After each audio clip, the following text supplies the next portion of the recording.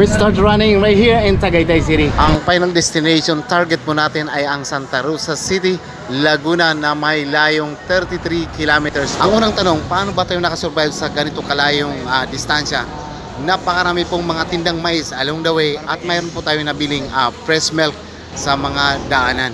At ang ilan sa mga landmark na nadaanan ho natin mga katribo ay ang Philippine National Police Academy, ang PNPA, at sumunod po ang Philippine Adventist Church University, and then ang Camp Santo Domingo, at ang napakaraming pabrika tulad ng Coca-Cola at Toyota, at of course ang South Luzon Expressway.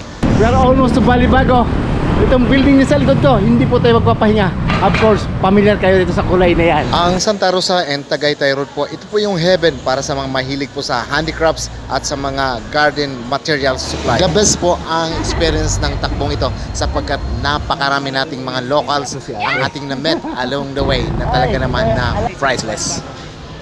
Bago pa natin marating ating final destination ay paltos na po ang ating paa, kailangan nating tumigil at humingi ng tissue paper para ilagay sa ating mga paa. Dito po after 5 hours umalis po tayo ng 9 o'clock, nakarating tayo dito ngayon. Ang official time ay 2:10, alas 2:10 ng tanghali. Hapon na pala. Thank you Lord, thank you Lord, thank you.